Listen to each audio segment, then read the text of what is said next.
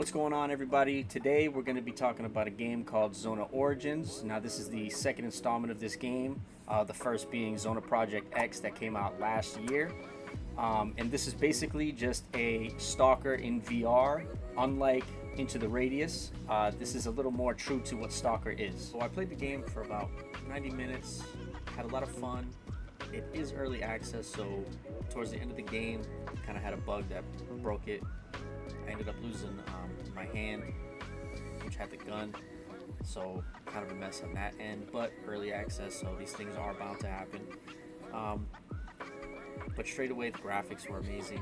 I thought the atmosphere of it was really cool. They had a bunch of different types of stalker-like things. They had the PDA, they had the stalkers in your hub area, which unfortunately I didn't get to show here. I recorded the game twice. It was really messy the first time. I experienced a lot of lag, but I believe that was from my internet, so I won't fault the game for that. But a lot of that stuff was in the first version of the recording that I did, so unfortunately didn't get to show off that area. But it was actually really cool. There was stalkers around. There was people sitting around a campfire. A guy you had to go to get some quests done and whatnot. So really cool on that front.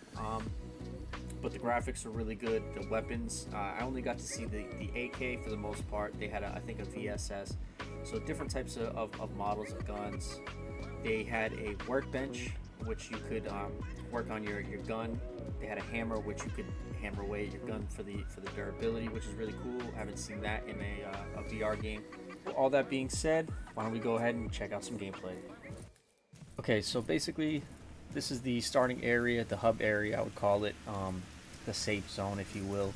This is where you're gonna stack all your guns at, bring back the quests for these guys. This is the guy right here that you're gonna be talking to. As you can see in the background of some stalkers just kind of hanging around a campfire. So this is what's pretty cool about this. You kind of get the feel of what Stalker really is. But it's in VR, which is awesome. So this guy, again, he's just giving you this this quest here, and then we're about to go ahead and hop into our first raid, is what they call it. You can find some useful stuff there. So I like the design of this place a lot. It was really, like, I don't know if you can tell, it was very creepy, weird little noises that it was making, but really cool nonetheless. And again, that was a an anomaly here. And in this game, so when you use the bolt to reveal what the anomaly is, it actually disappears for about like 10 to 15 seconds, they say.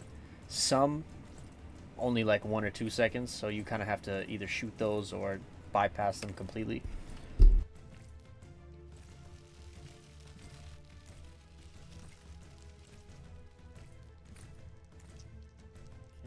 Doors.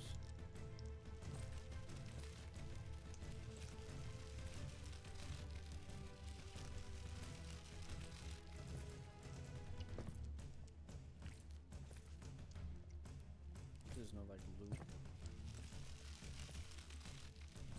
I really wish I had this game running smooth, because this would be a very fun experience, I think. So finally got that door open. There was actually a valve that you had to turn, but going down the hallways, Listen, Boron. kind of checking out what's going on here. During the emission, there was a flash near the Prometheus cinema. The couriers say it's likely a government helicopter that crashed. If I were you, I'd start the search from there. Flash near the Prometheus cinema.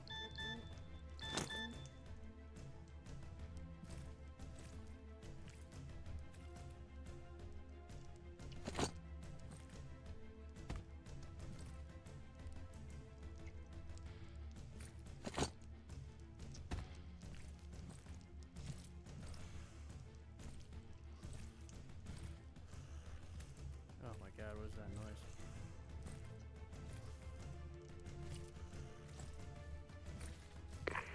Guys, this is Razor speaking. If anyone can hear me, respond. Stay alert near Pripyat. Spotted patrols from Strike. God knows what they're planning. Forewarned is forearmed. Over and out. So something I found really cool was the anomalies. This was like a really cool visual effect of it. And then this is the zombies version of what their enemies are, which they're actually very creepy looking. Kind of like the ones from Blade, where their like chin would open up a little bit. This is another example of some monster. I have to just stare at it. So yeah, actually in this part they kind of described when I was talking to the guy about the quest that there's a monster here that has if you look at it in its eye and you don't shoot it immediately, it won't attack you because it pities you, is what they described as. So I was trying to find that monster throughout this whole playthrough of this map, but I kind of figured it was. I found out that it was in the other one.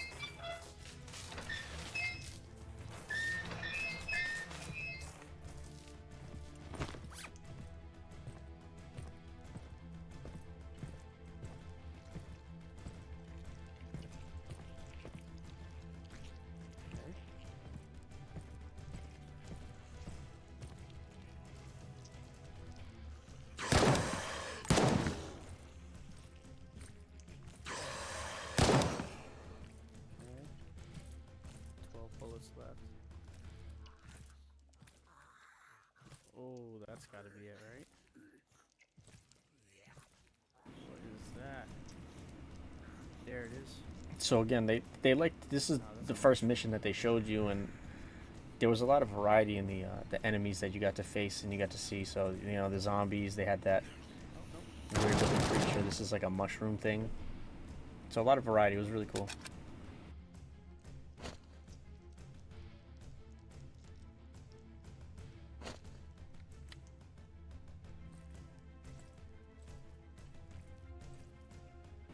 And then this was like the similar to Into the Radius.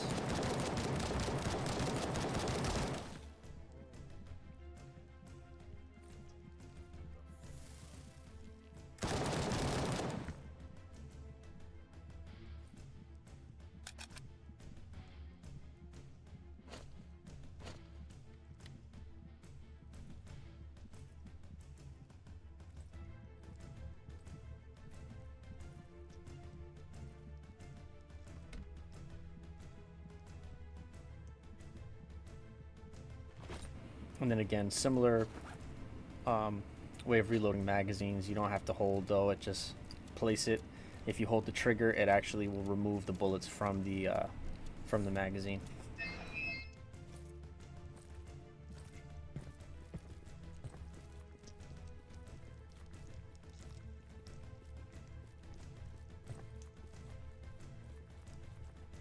Is this guy friendly?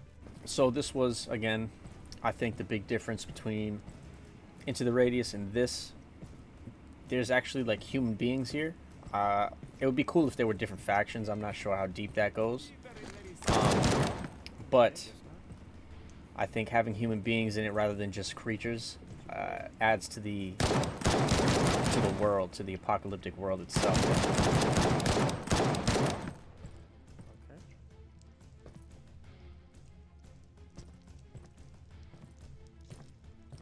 So the loot system is a little different. They have kind of like these 4 slots, which is cool, I guess, for you know, a one-man team. But it would have been nice to see some of the stuff fall on the ground for, you know, the VR purposes.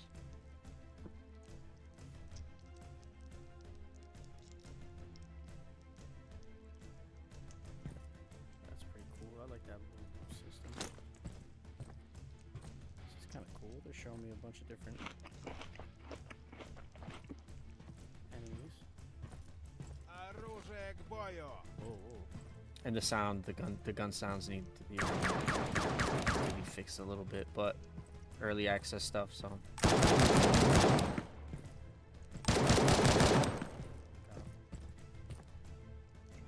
I'm gonna let this last part play out just so you can kind of see a little bit of the gameplay. It's a pretty short stint, but this is the last part of the map that I saw before I kind of had the game breaking, you know, hand disappearing.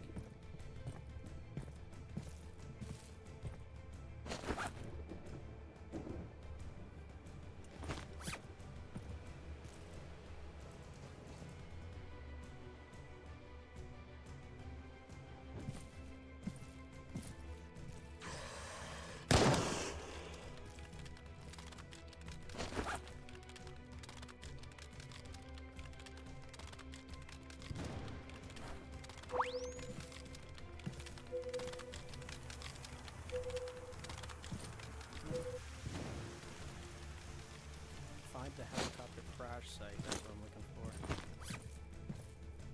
Yes. Whoa.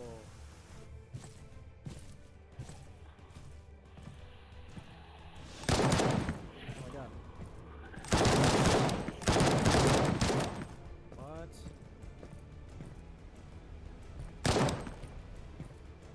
Uh-uh.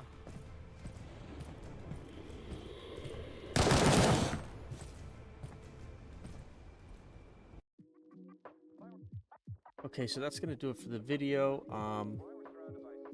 Again, I think it's pretty promising.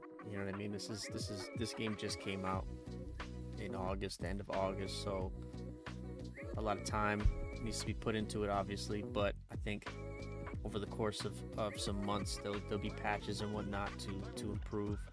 I also hope to see some interaction between the different types of enemies that they have, rather than everything just kind of attacks you. I'd like to see them kind of interact with each other. Also with the anomalies, that would be pretty cool to you know, see the interaction, make the world more alive. But hope the video was helpful and enjoyable, and I'll see you in the next one.